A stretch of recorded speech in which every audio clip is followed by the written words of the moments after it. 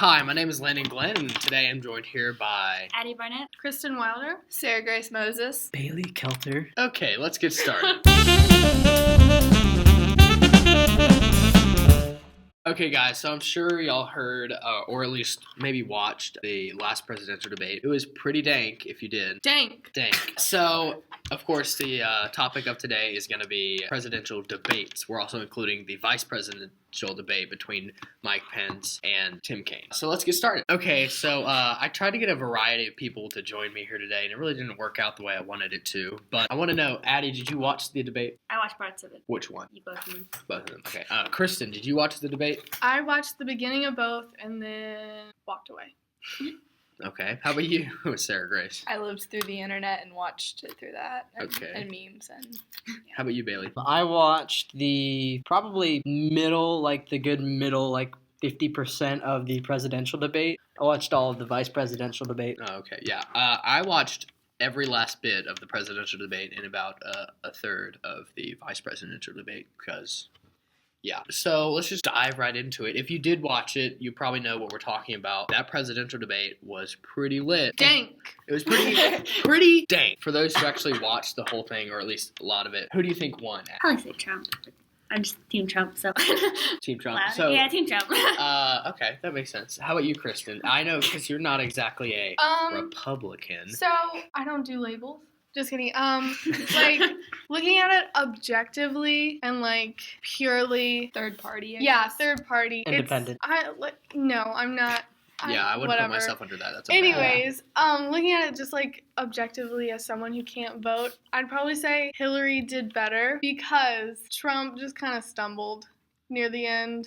Mm-hmm. And he like interrupted her a lot and stuff. Hillary, in my opinion, got the better edge in the end on this debate. So what do you think, Sarah Grace? Who do you think won this debate? Yeah, she probably did. Trump just, like you were saying, he just kind of went off the end. Yeah. Hillary definitely won it. And if you look at the vice presidential debate, everyone agrees that Pence won because he wasn't on the defense. Trump was in the presidential debate. And Pence also was interrupted by Tim Kaine so much in the vice presidential debate that just everyone was starting to like hate Kaine because he just wouldn't be quiet for more than 10 seconds. Yeah. And Trump didn't do it to the same extent that Kaine did it, but he still did it enough to get on everyone's nerves, including his own supporters, because I like to hear all the crazy things Hillary has to say.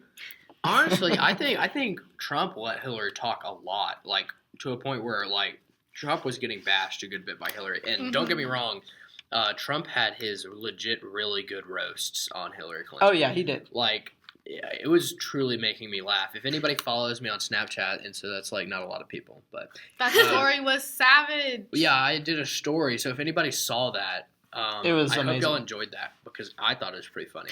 I don't know, something changed with this election, having the two craziest people I think I've ever seen ever run for any public office since David Duke ran for a Senate seat, right? Political laugh. David Duke was the leader of the KKK. Yeah. Okay, that makes Yeah. sense. That. A little more on the vice presidential debate. Most likely, not a lot of people watch that because it is the vice presidential debate, and it's two boring white guys, right? Definitely. But I had to say, it was pretty entertaining. it was entertaining to Especially see how towards the much end. Tim Kaine had just tried to be this really like outstanding guy who just kind of like blew everybody else out of the water. But he ended up he pretty much got on stage and was a total jerk, and everybody's like, wow, this guy is not very presidential. Yet Pence was able to get up there and he was able to keep his cool. He was so cool. It was like he was so cool that his hair was like frost white, and that was so awesome. His hair was just really cool. On point. That guy has some cool hair. Addie, what do you think of the vice presidential debate? I don't watch a lot of it, but I agree with what you said, that he was kind of just butting in so much that Right. it was annoying. It was almost Yeah. hard to even listen to anything they were saying because it was literally like two people talking over each other, and you're just kind of like, And what, no are one all likes what that. are all these people saying? Exactly. I would have liked for them to be a lot more presidential, which is, I kind of expected this talking over thing to happen with Trump and Hillary, but it really happened just with Pence and Kane. That was really surprising. Kristen, what do you think about that? Well, I didn't watch it. I was just listening to it from like my brother's computer. I couldn't tell the difference between the two. But pretty solid debate, you know. They said a lot of stuff.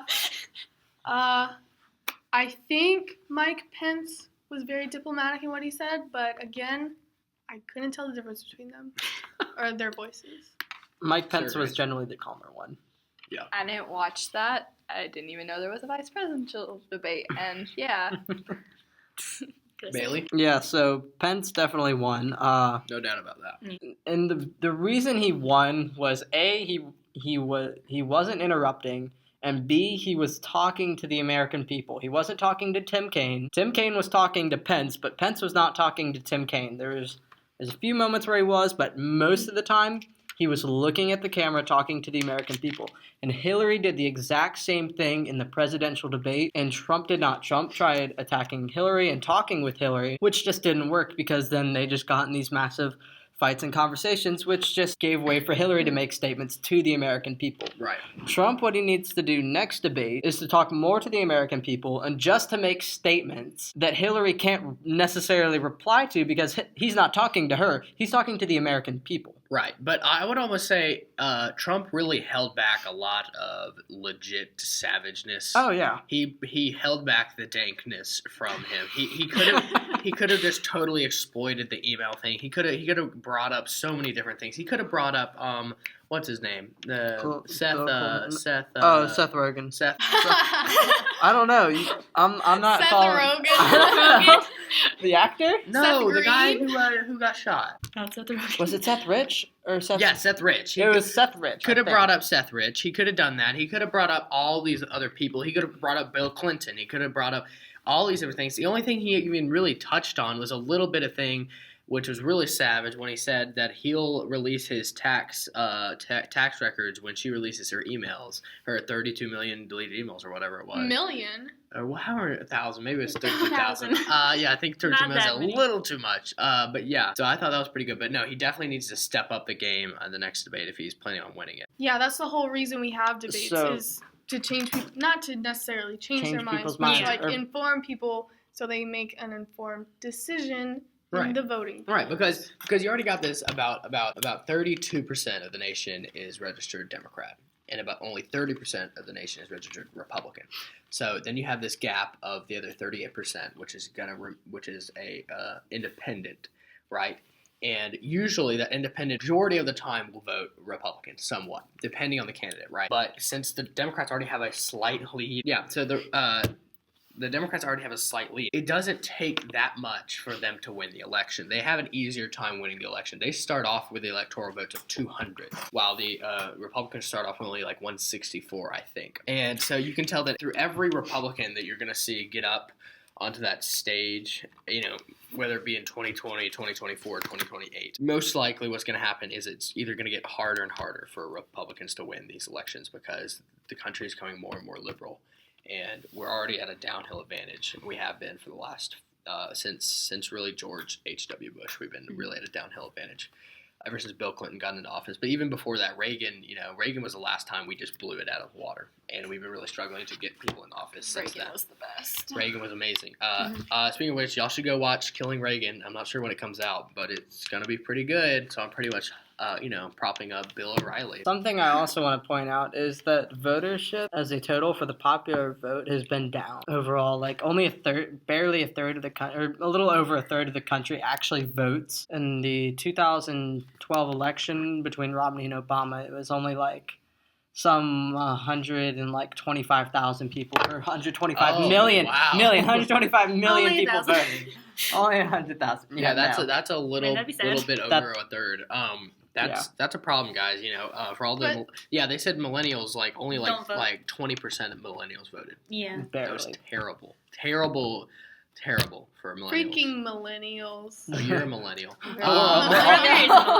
We're all millennials. We had to get But I Millennials think- are fed up with millennials. I think they've been really working I was to born change in that the in generation. media because a lot of YouTubers and people in popular culture have been like really pushing registering to vote and everything. I see that all over Twitter and everything. Yeah. But you But know, they want I Hillary, honestly, though. no, I honestly think But- if people really start people to push to vote, I feel like Trump will get more votes because Yeah. there are a lot more independents that want Trump than that want Hillary, right? Yeah. And I'm, Well- guys, I think everybody who's going to watch this podcast, maybe y'all don't know. I'm just going to go ahead and give it to y'all. We do have school on Election Day, November 8th. We have school. No, it's that Access thing. What? It's the little conference thing they're doing. Yeah, well, here's the thing. Yeah, so we have school, but we can't go to school because the church is a registered voting place for people to come and vote. So we can't go to our classes on that day. We have to go in like the chapel or whatever, and we have to do some stuff, and it's not going to be fun.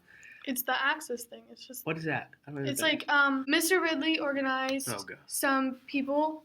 That's not good. No, like it's like these young people. They're like 20 or like 24 or something. It's like come and speak to us on November 8th, which is Election Day, and it's actually probably gonna be pretty chill, pretty dank. dank memes. So yeah, get your information Um, straight. So the point is that even though we can't vote yet, most of us, except for some seniors, still be active in the election because this is important. This It is our, determines your future. this is our Exactly. future. The future is now. This has been the Saints Observer Radio, talking politics.